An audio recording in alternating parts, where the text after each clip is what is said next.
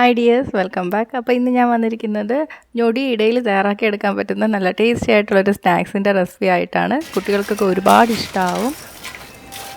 നല്ല മുരുമരാന്നിരിക്കും. നല്ല സിമ്പിളാണ്, അധികം ചേരുവകളൊന്നും വേണ്ട. ചായയുടെ കൂടെയൊക്കെ നല്ല ടേസ്റ്റാണ്. നോക്കാം തയ്യാറാക്കുന്നത് എങ്ങനെയാണെന്ന്.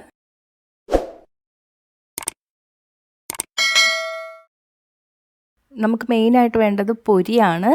ആദ്യം നമ്മൾ ഈ പൊരി ഒന്ന് വറുത്തെടുക്കണം. അതിന് വേണ്ടിയിട്ട് ഒരു പാൻ ചൂടാക്കി എടുക്കുക.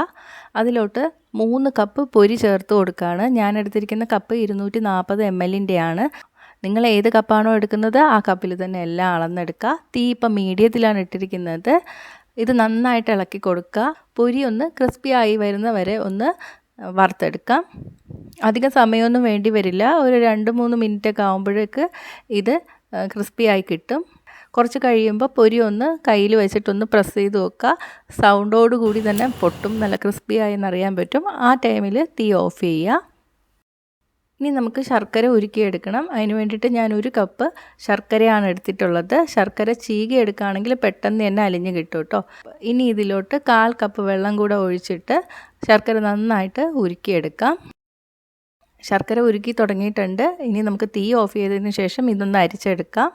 ശർക്കരയിലുള്ള കരടൊക്കെ പോകാൻ വേണ്ടിയിട്ടാണ്. അരിച്ചതിന് ശേഷം പാത്രത്തിൽ ഒഴിച്ചു കൊടുത്തിട്ടുണ്ട്. ഇനി ഇതൊന്നും കൂടി ചൂടാക്കിയിട്ട് പാനി കാച്ചിയെടുക്കണം. നല്ല കുറുകി പതഞ്ഞ് വരുമ്പോഴേക്ക് ഒരു പാത്രത്തിൽ വെള്ളം എടുക്കുക. അതിലോട്ട് ഒരു തുള്ളി ശർക്കര പാനി ഒഴിച്ചു കൊടുക്കുക. ഇതുപോലെ സെറ്റായിട്ട് വരും, ബോളായിട്ട് നമുക്ക് എടുക്കാൻ പറ്റും. നല്ല ജെല്ല് പോലെ ആയി വരുന്നുണ്ട്. ഈ സമയത്ത് നമുക്ക് തീ ഓഫ് ചെയ്യാം. ഇതിലോട്ട് 1 ടീസ്പൂൺ നെയ്യ് ഒഴിച്ചു കൊടുക്കുക. 1/2 ടീസ്പൂൺ ഏലക്കപ്പൊടി ചേർക്കുക. നന്നായിട്ടൊന്ന് മിക്സ് ചെയ്യാം. അതിനുശേഷം നമുക്ക് വറുത്ത് വെച്ചിരിക്കുന്ന പൊരി ചേർത്ത് കൊടുക്കാം.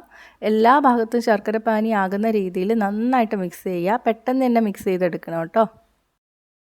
മിക്സ് ചെയ്തതിന് ശേഷം ഇനി ഈ പാത്രത്തിൽ വെക്കരുത്, വേറൊരു പാത്രത്തിലോട്ട് നമുക്ക് വിതറിയിട്ട് കൊടുക്കുക. ചൂട് മാറുന്ന വരെ ഒന്ന് ചെറുതായിട്ട് ഇളക്കി കൊടുക്കണം. അപ്പോൾ ഇത്രയേ ഉള്ളൂ, നമ്മുടെ സ്നാക്സ് റെഡിയാണ്. നല്ല ടേസ്റ്റാണ് കേട്ടോ. നമ്മൾ കാരമൽ പോപ്കോണൊക്കെ കഴിക്കുന്ന പോലെ തന്നെ തോന്നും.